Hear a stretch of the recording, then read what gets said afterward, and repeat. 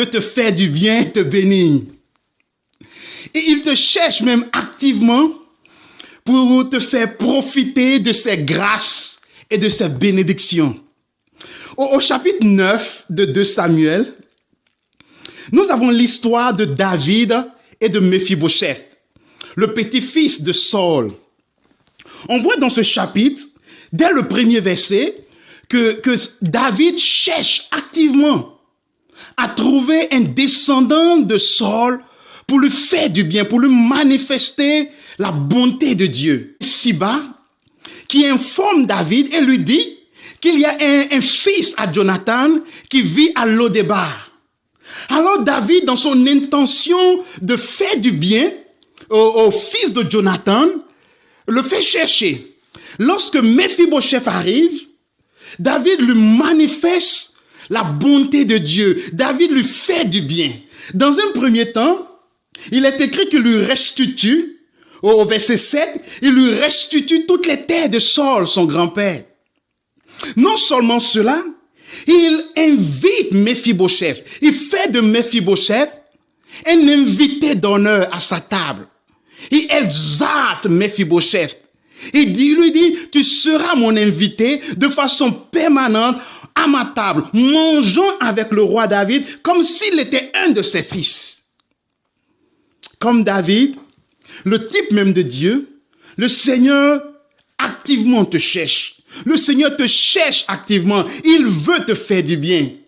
Il veut manifester sa bonté envers toi. Il veut te faire sortir de Lo-débar, qui signifie sans mots, qui signifie rien, pour te faire séjourner à Jérusalem, la ville du roi.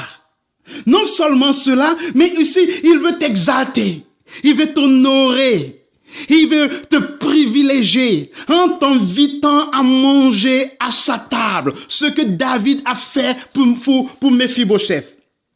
Ici, où tu trouveras à la table du Seigneur, où tu trouveras à la table du Seigneur la nourriture spirituelle de qualité et abondante pour ton âme. Là où ton âme sera satisfaite. Là où tu jouiras de la compagnie du roi. Alléluia. Là où tu jouiras de ses bénédictions. Et si tu es déjà en Jésus-Christ, sache que ce que je viens de dire est déjà chose accomplie pour toi. Je veux que tu prennes conscience de cela. Je veux que tu réalises que Dieu t'a déjà fait du bien. Je veux que tu réalises que Dieu veut te faire du bien. Je veux que tu réalises que Dieu continuera de te faire du bien. Je veux que tu réalises qu'en Jésus-Christ, tu es exalté. Je veux que tu réalises qu'en Jésus, tu es honoré par Dieu. Je veux que tu réalises qu'en Jésus-Christ, tu es privilégié par Dieu. Je veux que tu saches et que tu réalises qu'en Jésus-Christ, tu es favorisé par Dieu.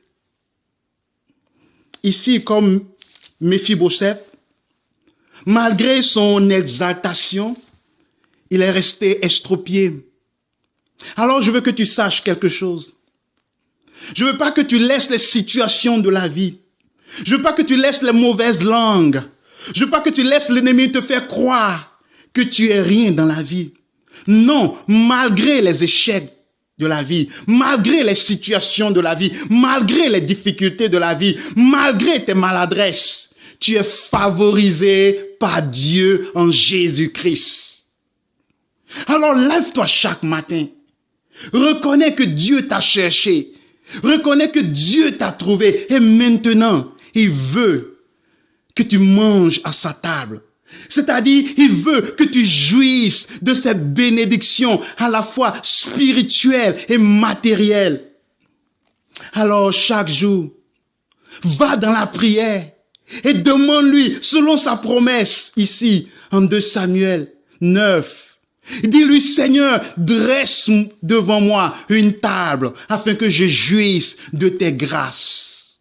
Et laisse la promesse du Seigneur t'invitant à sa table influencer tes jours, influencer tes journées. Et sache qu'un jour, de façon physique, tu mangeras à la table du Seigneur lorsque Christ, notre Seigneur et notre Sauveur, reviendra.